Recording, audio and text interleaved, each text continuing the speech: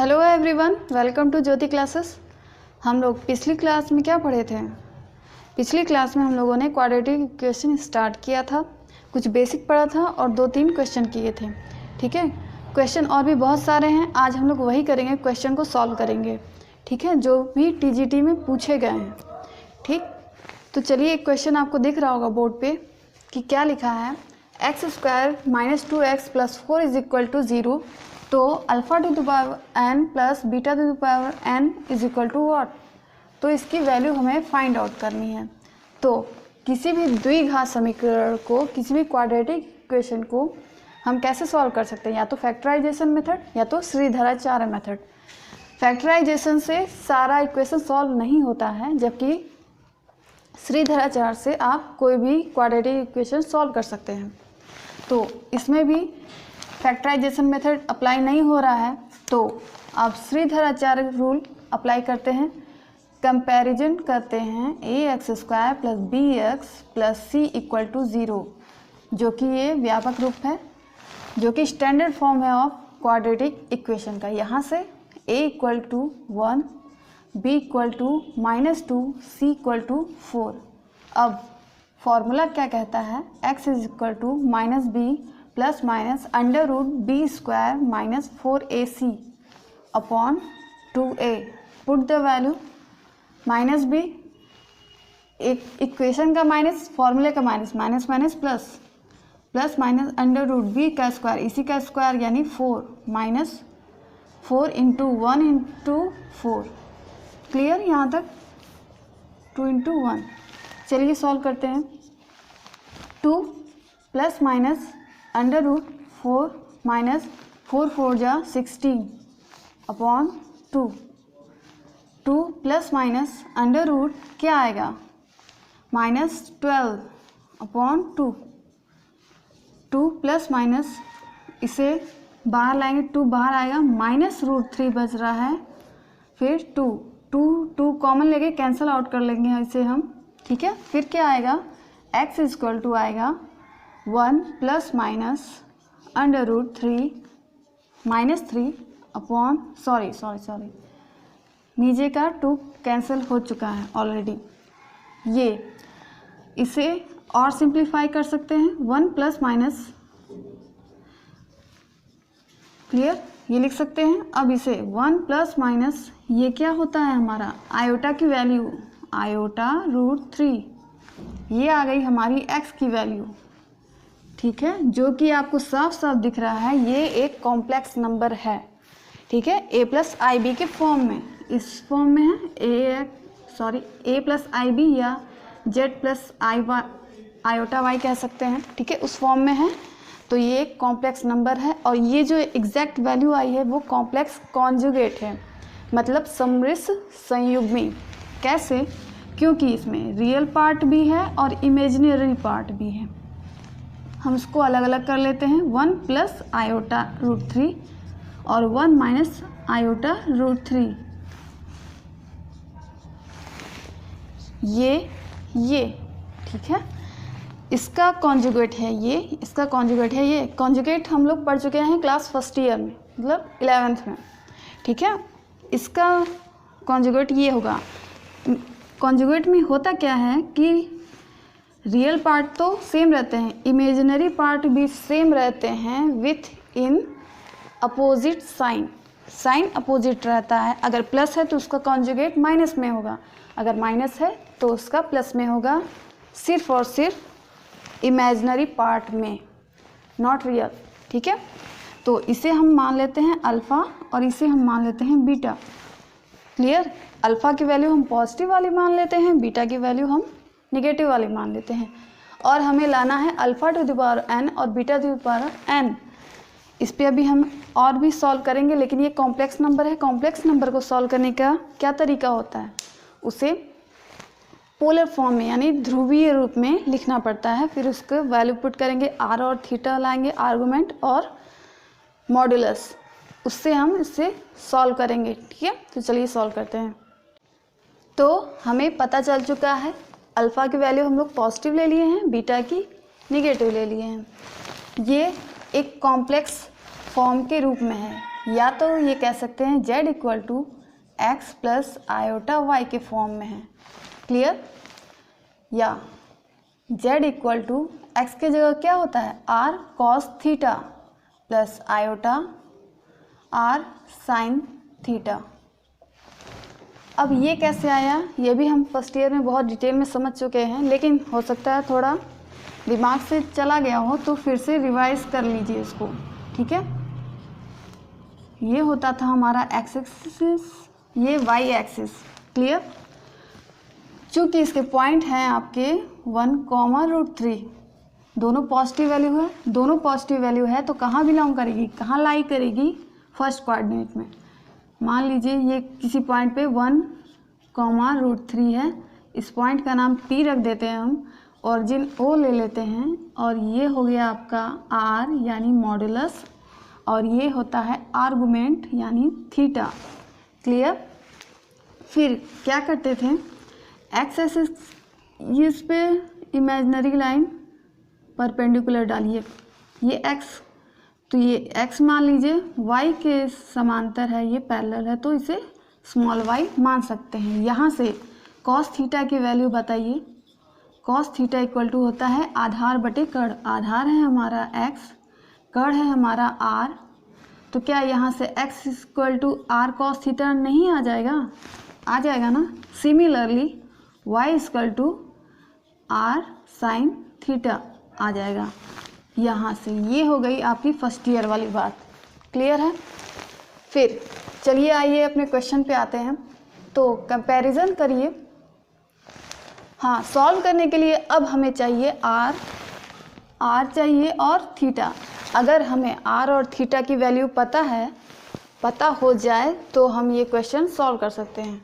तो कैसे निकालेंगे r और थीटा, r की वैल्यू क्या होती है, √x² प्लस y², यहाँ x क्या है 1, y क्या है √3।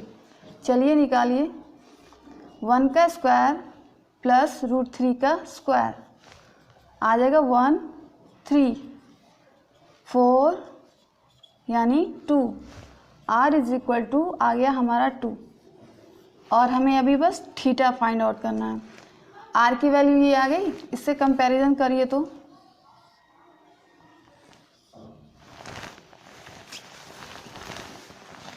यहाँ से रख देते हैं, या तो x is equal to r cos theta,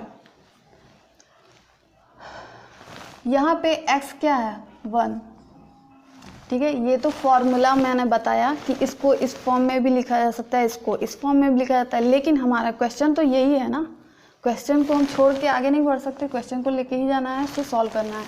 x की जगह क्या है हमारा 1, y की जगह क्या है √3, x का मान रख दीजिए 1, r अभी निकाला हम लोगों ने 2, फिर ये cos theta is equal to हो जाएगा 1/2, तो cos theta is equal to, ये cos कितने का मान होता है, cos π/3 यानी 60 डिग्री, ठीक है। तो यहाँ से थीटा का मान क्या आ जाएगा π/3, ये आ गया। अब एक बार साइन वाला भी निकाल ही देते हैं y के फॉर्म में, y equal to r sin theta, y का मान क्या है यहाँ से √3 is equal to r is equal to 2 sin theta क्या है, कुछ नहीं है, उसी को तो निकालना है। तो यहाँ से आ जाएगा आपका sin theta is equal to √3/2 sin theta is equal to √3/2 किसका मान होता है 60 का, ये भी होता है, तो यहाँ से sin 60 यानी π/3, तो थीटा इक्वल टू π/3। क्या अब हमें r और थीटा की वैल्यू फाइंड हो गई है, बिल्कुल हो गई है। अब हमें इसे सिर्फ रख देना है इस वाली वैल्यू में, ठीक है। फिर इसे सॉल्व करेंगे। तो अल्फ़ा की वैल्यू अब पोलराइज्ड फॉर्म में लिखिए, तो alpha is equal to r होता था, r हमने कॉमन ले लिया, मान लीजिए r की वैल्यू क्या है 2, ठीक है, r कॉमन ले लिया, बचा क्या cos थीटा, यानी cos थीटा की वैल्यू हमारी आई है π/3, क्लियर। फिर प्लस आयोटा साइन π/3 3, ये आ गई अल्फ़ा की वैल्यू। अब सब कुछ वही रहेगा, बस उसका माइनस वर्जन आ जाएगा beta, beta is equal to 2 cos π/3 plus की जगह क्या हो जाएगा माइनस, क्योंकि इसका कॉन्जुगेट था, ये देखिए यहाँ प्लस था बस और माइनस, तो सारा कुछ वही रहेगा, बस साइन चेंज हो जाएगा इमेजिनरी पार्ट का, नॉट रियल पार्ट। आयोटा फिर साइन π/3। ठीक, अब हमें क्या करना है, हमें वैल्यू किसकी लानी थी, alpha to the power n plus beta to the power n। हमें अल्फ़ा बीटा की वैल्यू अभी मिली है, क्लियर। तो इन दोनों को अभी हमें ऐड करना है, फिर उस पर पावर n लगाना है, या तो पावर n लगाइए पहले। अगर अल्फ़ा की वैल्यू ये है तो alpha to the power n की वैल्यू क्या होगी, क्योंकि ये एक कॉम्प्लेक्स नंबर है, तो कॉम्प्लेक्स नंबर की एक प्रॉपर्टी होती थी, अगर हम इस पे पावर n लगा दें तो क्या होगा, पता है आपको अच्छी तरीके से, cos n π/3 हो जाएगा, plus i means iota n π/3 हो जाएगा, ये n इस एंगल के पास आ जाता है। ठीक उसी तरह beta to the power n का मान क्या होगा, 2 to the power n cos n π/3 minus iota sine n π/3। क्या अब हमें अल्फ़ा n और beta to the power n का मान पता चल चुका है। अब हमें क्या करना है, दोनों को ऐड करना है। अगर हम ऐड कर दें तो हमारा आंसर आ जाएगा, यहीं ऐड कर देते हैं। Alpha to the power n plus beta to the power n is equal to क्या हो जाएगा, 2 टू दी पावर n हम कॉमन ले लेते हैं। ठीक है, जगह सही नहीं है, चलिए फिर से करते हैं इरेज करके। तो देखिए हमें इसे और इसे ऐड करना है। Alpha to the power n plus beta to the power n को ऐड करिए। 2 टू दी पावर n दोनों में कॉमन है तो उसको कॉमन कर लेते हैं, बड़ा ब्रैकेट लगाते हैं, फिर लिखते हैं जैसी है वैल्यू वैसे लिख देते हैं। पहले cos n π/3 plus iota sine n π/3 ये हो गया, फिर प्लस करना है उसे cos n π/3 minus i sine n π/3। Clear, अब बड़ा ब्रैकेट बंद। फिर अब क्या करेंगे, 2 टू दी पावर n अंदर है, प्लस का साइन है तो अंदर के चिन्ह चेंज नहीं होंगे, माइनस रहता तो ये चेंज हो जाता इसका साइन, तो कुछ कैंसिल आउट हो रहा है, यस, प्लस माइनस वाला कैंसिल हो जाएगा तो बचेगा सिर्फ कॉस वाला टर्म। 1 cos कितना कॉस, 2 cos n π/3। ठीक है, 2 to the power n dot means multiply, बस और कुछ नहीं, cos n π/3। ठीक है, जब आधार सेम हो तो घातें आपस में जुड़ जाती हैं। 2 to the power n plus 1, इसका घात n इसका घात 1 तो n प्लस 1, और cos n π/3 ये आ गया हमारा किसका वैल्यू, इसका वैल्यू, यही हमें लाना था। ठीक है, अगला क्वेश्चन देख लीजिए, ये एक छोटू सा क्वेश्चन आया हुआ है, सिर्फ इसको सॉल्व करना है। ये एक द्विघात समीकरण है, ये TGT 2001 में आया हुआ क्वेश्चन है, TGT 2001 में आया हुआ क्वेश्चन है, बस इसको सिंपली सॉल्व करना है। फैक्टराइजेशन मेथड देखे अप्लाई हो जाता है तो अच्छी बात है, नहीं तो फिर श्रीधराचार्य पे चलेंगे हम लोग। इसका मल्टीप्लाई कीजिए, क्या आ जाएगा, 4 तिया 12 गुणे 5, 12 25 60 आ गया, और 12 5, ठीक आ गया। चलिए इसको सॉल्व करते हैं। 4 √5 x² प्लस का साइन है तो ये बड़ा वाला प्लस रहेगा, छोटा वाला माइनस रहेगा। Plus 12x minus 5x minus 3√5 is equal to 0। इन दोनों में क्या कॉमन है? 4 कॉमन ले लीजिए, 4x। क्या बचेगा? √5x plus 3। इन दोनों में माइनस √5 कॉमन कर लेंगे तो यहाँ बचेगा √5। चूँकि √5 5 होता है तो एक √5 बाहर है, एक अंदर है। x प्लस √5 निकल चुका है बाहर ये। अब इन दोनों में ये कॉमन कर लीजिए, √5x plus 3 4x minus √5 is equal to 0। यहाँ से हो जाएगा √5x प्लस 3 इक्वल टू 0। यहाँ 4x minus √5 equal to 0। √5x is equal to -3 तो x is equal to -3 upon √5। यहाँ से 4x is equal to √5 x is equal to हो जाएगा तो √5 अपॉन 4। ये वैल्यू आ गई आपकी x की। बस यही करना था। अगला सवाल कह रहा है यदि समीकरण ax² plus bx plus c equal to 0 के मूल अल्फ़ा बीटा हो तो वो समीकरण ज्ञात करना है जिसके मूल हो 1/α प्लस बीटा एंड 1/α प्लस 1/बीटा। मतलब बता दो, सवाल समझ में आ गया होगा मेरे ख्याल से। ax² plus bx plus c जिसके रूट्स हैं आपके अल्फ़ा बीटा, उसका इक्वेशन होता है ये। हमें पता है ना इक्वेशन ऑफ द्विघात समीकरण का कैसे निकालते हैं। x² प्लस है तो यहाँ माइनस अल्फ़ा प्लस बीटा करते हैं, यानी मूलों का योग करते हैं। फिर x कोफिशिएंट होता है, फिर यहाँ प्लस होता है, यहाँ होता है कांस्टेंट टर्म। ठीक है, सॉरी कांस्टेंट नहीं होता है, अल्फ़ा बीटा होता है। मूलों का गुणनफल इक्वल टू 0 ये होता है।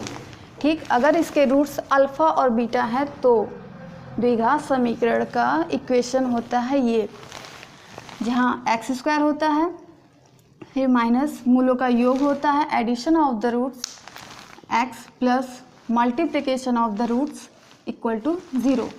लेकिन अगर बोल रहा है ये अल्फ़ा की जगह हम ये रख दें और बीटा की जगह ये रख दें तो इस इक्वेशन में क्या चेंज आएगा, यही पूछ रहा है। तो इस इक्वेशन को बनाने के लिए हमें ज़रूरत किसकी है? पहले अल्फ़ा प्लस बीटा यानी मूलों का योगफल और अल्फ़ा बीटा यानी मूलों का गुणनफल। तो चलिए करते हैं मूलों का योगफल। मूलों का योगफल आपका है ये, पहला मूल है 1/α प्लस बीटा, ये पहला मूल है, प्लस दूसरा मूल 1/α प्लस 1/बीटा, ये है दूसरा मूल। ठीक है, तो इसको सॉल्व करना है। सॉल्व करिए। अल्फ़ा बीटा ब्रैकेट में alpha plus beta multiply alpha beta बचा, यहाँ अल्फ़ा से alpha cancel out, beta alpha plus beta, फिर प्लस बीटा से बीटा कैंसिल आउट, अल्फ़ा और अल्फ़ा प्लस बीटा। ठीक है, अब क्या करना है? चलिए ब्रैकेट पहले खोल दिया जाए। खोलिए ब्रैकेट। अल्फ़ा बीटा तो है ही ऐसा, प्लस ये भी alpha beta plus beta square plus alpha square plus alpha beta upon नीचे ऐसे ही रहने दे रहे हैं क्योंकि अब इसका मान हमें पता है। अल्फ़ा बीटा और अल्फ़ा प्लस बीटा की वैल्यू हमें पता है, इसलिए इसमें क्या हुआ? Alpha beta alpha beta alpha beta, कितने अल्फ़ा बीटा है? 1 2 3, 3 अल्फ़ा बीटा है, 3 alpha beta plus alpha square plus beta square क्या होता है? अल्फ़ा प्लस बीटा का होल स्क्वायर माइनस ये कहाँ से आ रहा है? अल्फ़ा प्लस बीटा का होल स्क्वायर क्या होता है? Alpha square plus beta square plus 2 alpha beta होता है। तो अगर इसकी वैल्यू चाहिए हमें तो ये इधर आ जाएगा, यानी ये माइनस हो जाएगा, -2 अल्फ़ा बीटा। ठीक है, ऊपर की वैल्यू, नीचे अल्फ़ा बीटा ब्रैकेट में अल्फ़ा प्लस बीटा। फिर 3 में से 2 माइनस हो रहा है तो आएगा सिर्फ 1 alpha beta.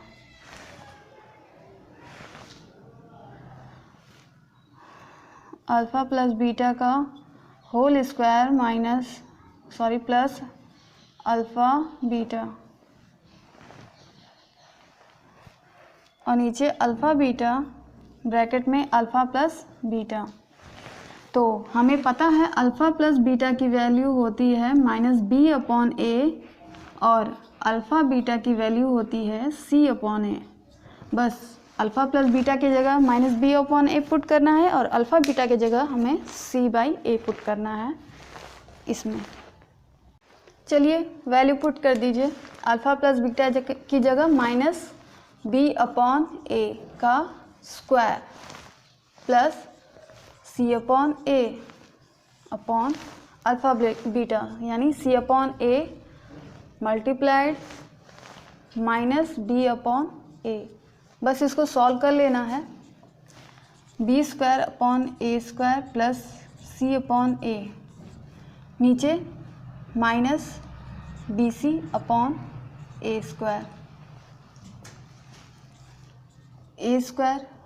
b² plus ac upon -bc/a², b² plus ac/a² पलट जाएगा, हो जाएगा a² bc। a² से a² कैंसिल आउट, आ रहा है हमारा -b² प्लस ac और नीचे bc। ये तो हो गया मूलों का योगफल। अभी हमें मूलों का गुणनफल करना है, यानी अल्फ़ा बीटा। लेकिन अल्फ़ा की जगह क्या होना चाहिए, 1/अल्फ़ा प्लस बीटा था इंटू 1/अल्फ़ा प्लस 1/बीटा था, यही था ना।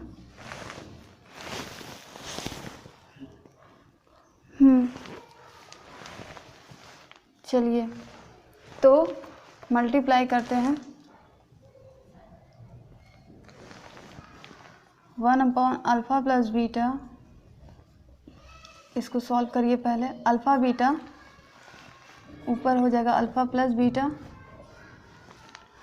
इससे ये कैंसिल आउट, 1/अल्फ़ा बीटा। अल्फ़ा बीटा की वैल्यू हमें पता है c/a होता है, लेकिन 1/c/a यानी a/c। ठीक, ये मूलों का योगफल हो गया, ये मूलों का गुणनफल। तो क्वेश्चन क्या होता है द्विघात समीकरण का, x² आगे प्लस होता है फिर माइनस, मूलों का योगफल क्या आया था हमारा, माइनस आया था, एक फॉर्मूले का माइनस है तो ये हो जाएगा हमारा प्लस। अब चलिए b² प्लस ac/bc, मूलों का योगफल फिर x प्लस माइनस फिर यहाँ प्लस, मूलों का गुणनफल कितना आ रहा है a/c = 0। ठीक है, इसे अभी और प्रॉपर रूप में लिखते हैं। हर गायब कीजिए, हर गायब कैसे होगा, BC से मल्टीप्लाई कर देते हैं बोथ साइड, इधर भी और 0 में भी। तो 0 में BC का मल्टीप्लाई होगा तो 0 हो जाएगा, और इधर क्या होगा, BC x² plus b² plus AC x plus यहाँ पे BC से मल्टीप्लाई होगा तो C से C कैंसिल आउट, AB बचेगा आपका AB = 0। जहाँ ये x का कोफिशिएंट है, ये x² का कोफिशिएंट है, ये x का कोफिशिएंट है और ये कांस्टेंट पद है। तो ये हमारा आ गया नया इक्वेशन, जिसके मूल थे आपके ये अल्फ़ा की जगह ये था, बीटा की जगह ये था। ठीक है, इन दोनों मूलों के समीकरण कुछ इस प्रकार रहेंगे। अगला सवाल देखिए क्या कह रहा है। एक द्विघात समीकरण दिया गया है, x² - px + q = 0 के मूल के रूट्स हैं आपके tan alpha and tan beta हो तो sin square alpha plus beta का मान ज्ञात करना है हमें। ठीक है, मूल अल्फ़ा बीटा की जगह tan अल्फ़ा tan बीटा दे दिया गया है और इसका मान पूछ रहा है। तो सबसे पहले सॉल्व करते हैं इक्वेशन को। X square minus p x plus q equal to 0। ठीक है, इसका कंपैरिजन किससे करते हैं? A x square plus b x plus c equal to 0। Here a is equal to 1, b is equal to minus p, c equal to q. Clear? Now मूलों का योगफल। मूल, यहाँ पे मूल क्या है? tan alpha tan beta, not alpha beta. ठीक है, तो मूलों का योगफल यानी tan alpha plus tan beta is equal to क्या होता है? Minus B upon A. तो माइनस बी और एक लिख ही देती हूँ, माइनस बी अपॉन ए। ठीक है, फॉर्मूले का माइनस और इसका minus, minus minus plus, B की जगह हो जाएगा पी, ए की जगह 1, पी अपॉन 1 मीन्स पी। ठीक है, अब मूलों का गुणनफल यानी tan alpha into tan beta होता है c upon A. Here c is equal to q, a is 1, q upon 1 means q। ठीक है, ये आ गया हमारा tan alpha plus beta, tan alpha plus tan beta का मान p, tan alpha tan beta का मान q।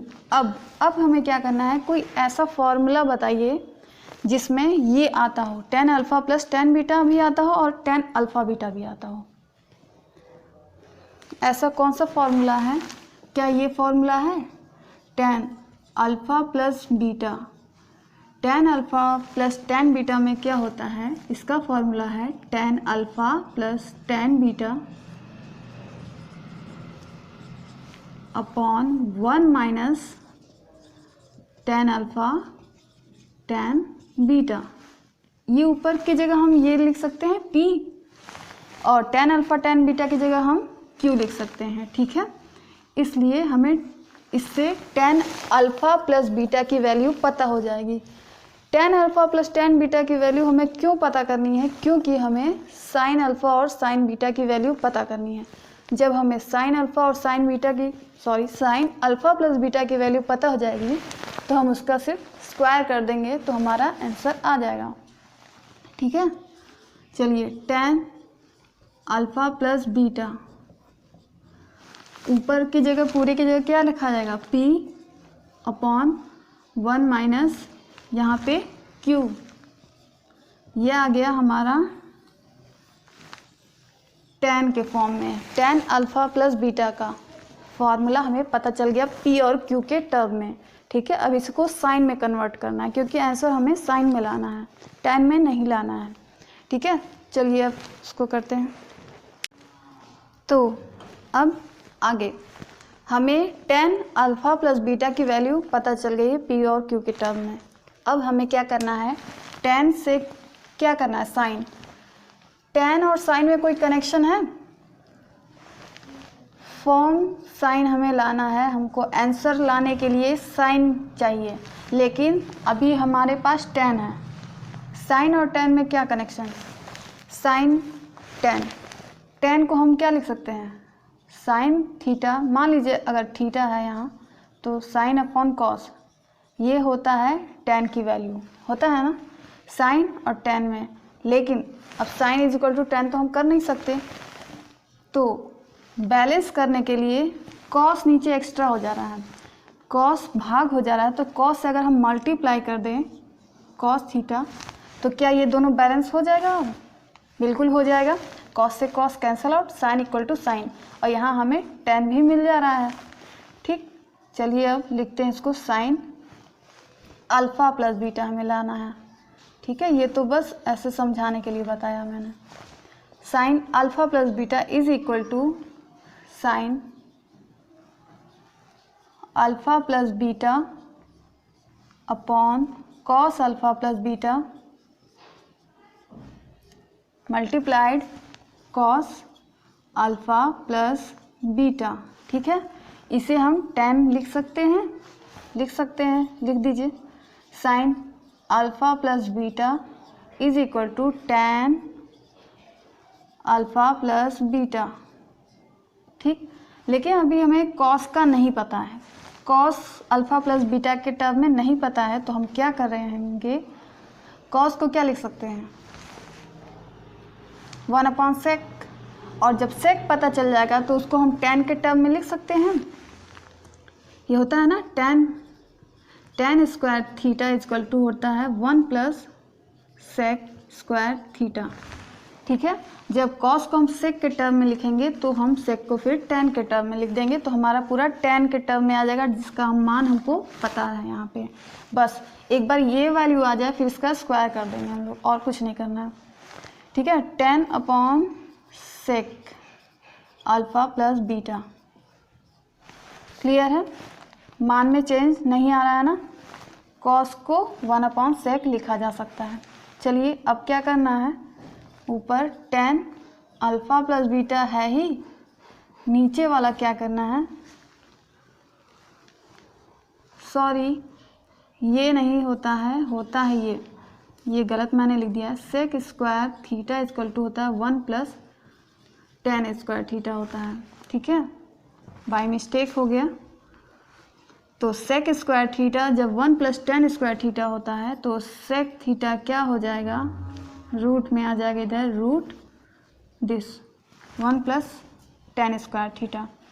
तो चलिए सेक थीटा को, ये गलत है ये सही है, सेक थीटा को क्या लिख सकते हैं, √1 + tan स्क्वायर थीटा की जगह अल्फ़ा प्लस बीटा हमें लिखना है। ये हो गया, ये मान आया हमारा साइन अल्फ़ा प्लस बीटा का। अभी हमें मान चाहिए किसका, स्क्वायर वाले का।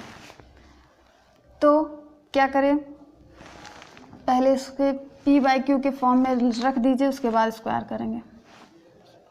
tan अल्फ़ा प्लस बीटा की जगह क्या रखेंगे, p/1 - q हो गया ऊपर का, नीचे √1 + tan स्क्वायर, यानी इसका स्क्वायर करना है, p/1 - q इसका whole square.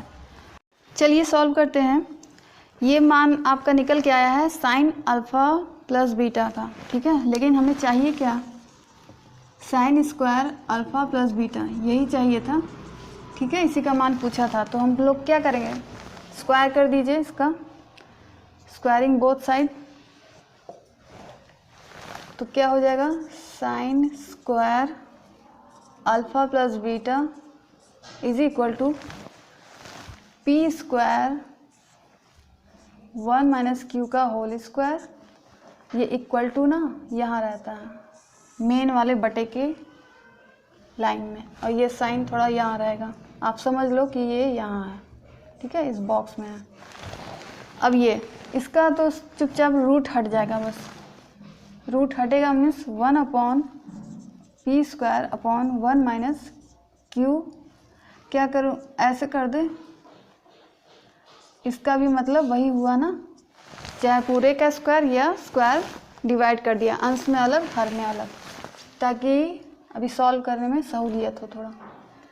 Is equal to, अभी नहीं, p स्क्वायर अपॉन 1 - q का होल स्क्वायर, ये मेन बटा ये है, इसके सामने इक्वल 1 छोड़िए, एलसीएम लीजिए, 1 - q का होल स्क्वायर, 1 - q का whole square plus p square, यही होगा ना, cross multiplication, p square upon 1 - q square multiplied, ये पलट जाएगा, 1 - q का होल स्क्वायर अपॉन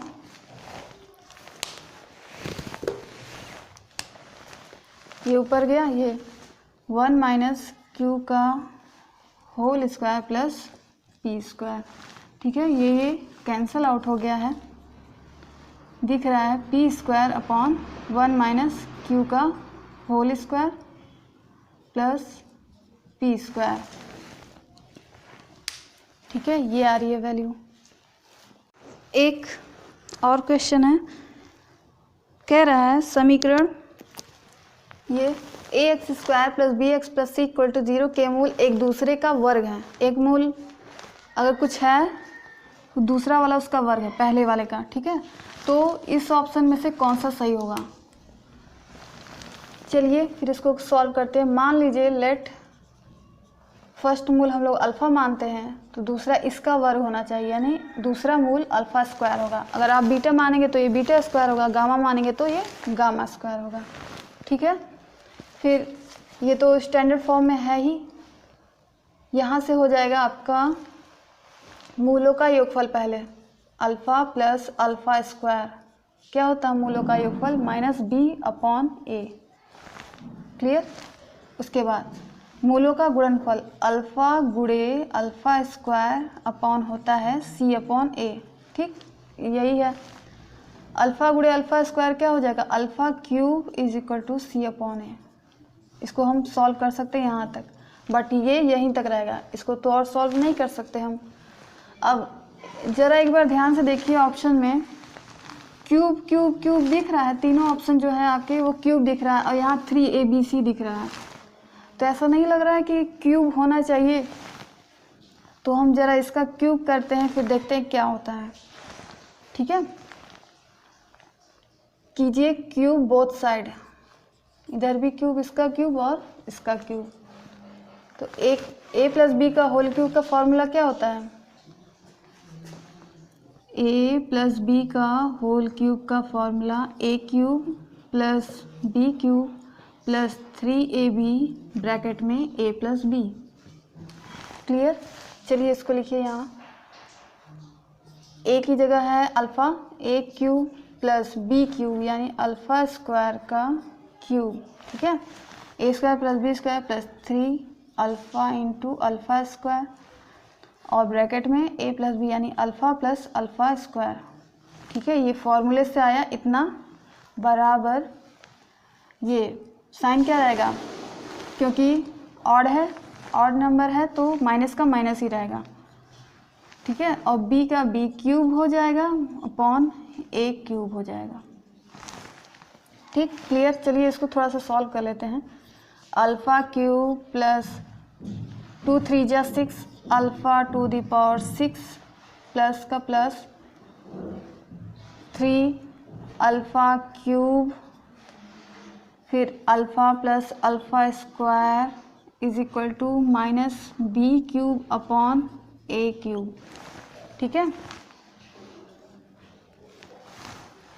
अब इसका मान हमें पता है क्या, ए क्यूब कहाँ से आ सकता है, अरे सॉरी अल्फ़ा क्यूब है, तो अल्फ़ा क्यूब की जगह हम लिख सकते हैं सी अपॉन ए, लिखिए सी अपॉन ए, प्लस का प्लस, ये एक तरह से क्यूब का स्क्वायर कर देंगे हम, इसका स्क्वायर कर देंगे तो 6 की वैल्यू हमें फाइंड आउट हो जाएगी।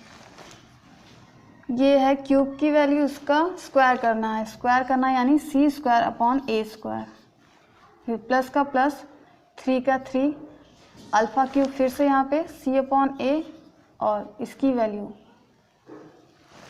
क्या थी, माइनस बी अपॉन ए, मूलों का योगफल था ये, ठीक है।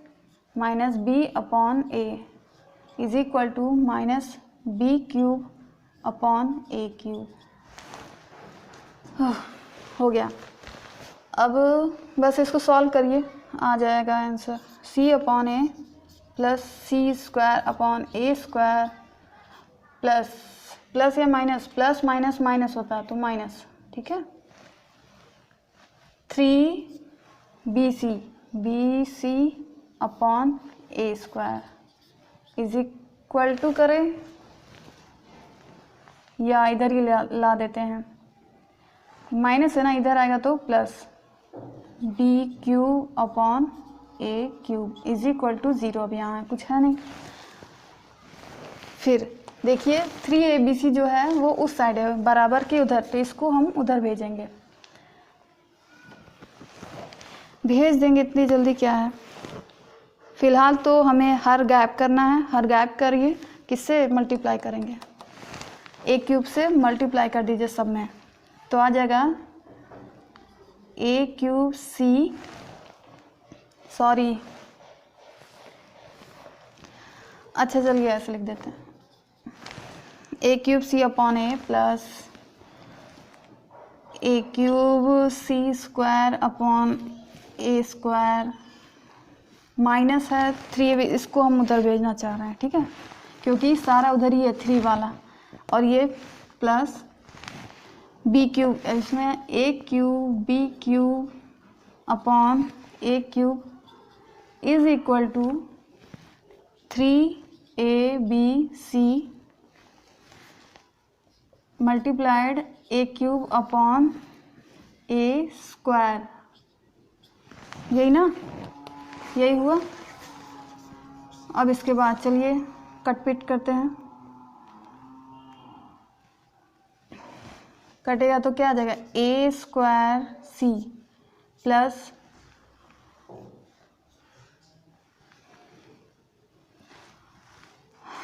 ए c square plus B cube is equal to, square है नीचे, 3 है, यहाँ से 2 गायब हो गया, ए 3a स्क्वायर बी सी, ठीक, ये आया। चलिए इसको सॉल्व करते हैं।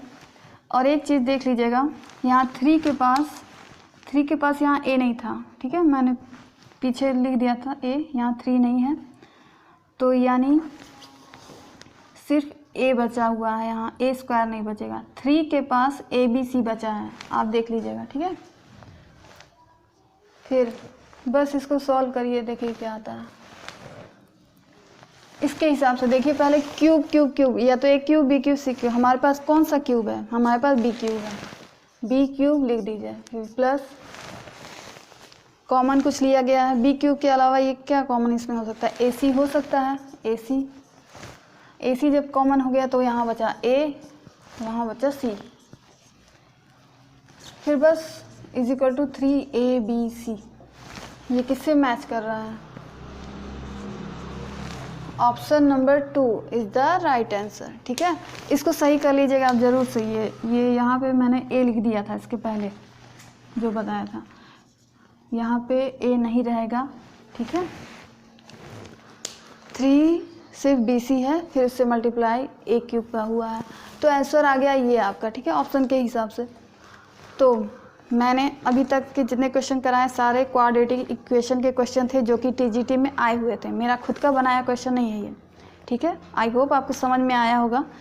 मैंने अपनी तरफ से पूरे सारे क्वेश्चन को सॉल्व किया है और खोजा इधर उधर से, जो भी क्वाड्रेटिक इक्वेशन पे बेस्ड क्वेश्चन है वो सारे बताएं, ठीक। फिर भी अगर रह जाता है कोई क्वेश्चन क्वाड्रेटिक इक्वेशन से रिलेटेड तो आप कमेंट बॉक्स में कमेंट कर दीजिएगा, फिर मैं उसको बता देंगी, ठीक। और एक बात और कि अब इसके बाद हम लोग स्टार्ट करेंगे कैलकुलस, क्योंकि सबसे ज़्यादा क्वेश्चन कैलकुलस से ही आते हैं आपकी TGT में, ठीक है।